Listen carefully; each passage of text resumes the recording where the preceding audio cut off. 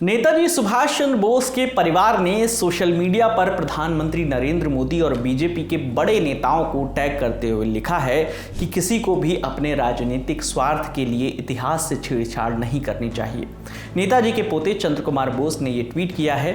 उन्होंने एक्टर और मंडी लोकसभा सीट से बीजेपी कैंडिडेट कंगना रनौत पर तंज कसा है।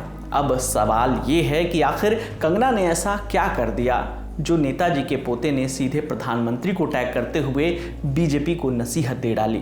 खबर में आगे बढ़ने से पहले एक ज़रूरी सूचना, ललन टॉप की चुनावी यात्रा शुरू हो चुकी है। अगर आप चाहते हैं कि हम आपके गांव शहर में आएँ तो आप बताइए कि क्या है आपकी लोकसभा सीट का नाम और कौन से फैक्टर इस सीट को बनाते हैं खास। बताना कहाँ है, उसके लिए chunav@lalontop.com पर मेल कीजिए। सब्जेक्ट में मेरी सीट कवर करो लिखना ना भूले। सूचना समाप्त। अब वापस आते हैं खबर पर। तो बात हो रही थी कि आखिर कंगना रनौत ने ऐसा क्या कह दिया। तो दरअसल एक इंटरव्यू के दौरान कंगना ने सुभाष चंद्र बोस को भारत का पहला प्रधानमंत्री बता दिया था। उनका यह स्टेटमेंट सोशल मीडिया पर आग की तरह फैल गया और लोगों ने कंगना को भयंकर ट्रोल करना शुरू कर दिया। वायरल वीडियो में कंगना कह रही थी कि जब हमें आज़ादी मिली तब भारत के पहले प्रधानमंत्री सुभाष चंद्र बोस वो कहाँ गए, उनको गायब क्यों कर दिया गया, वो सबकी नज़रों से दूर कैसे हो गए।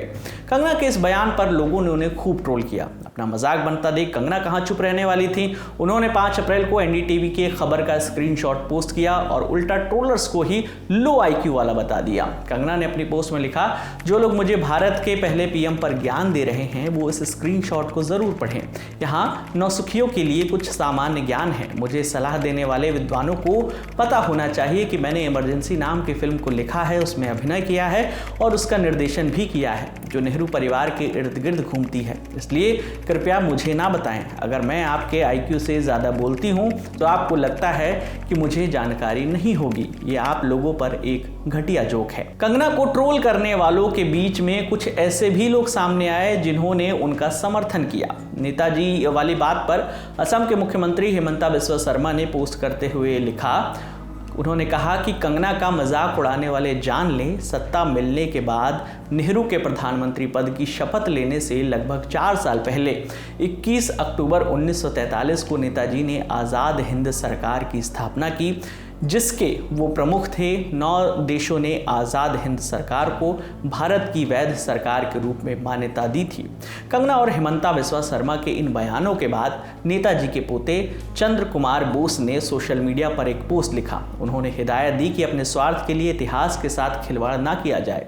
चंद्र बोस ने इस ट्वीट पर कंगना रनौत के साथ साथ प्रधानमंत्री नरेंद्र मोदी, गृह मंत्री अमित शाह और बीजेपी के अध्यक्ष जेपी नड्डा को भी टैग कर दिया। इसके बाद उन्होंने एक और ट्वीट करते हुए लिखा, नेताजी सुभाष चंद्र बोस एक राजनीतिक विचारक, सैनिक, राजनेता, दूरदर्शी और अविभाजित भारत के पहले प्रधानमंत्री थे।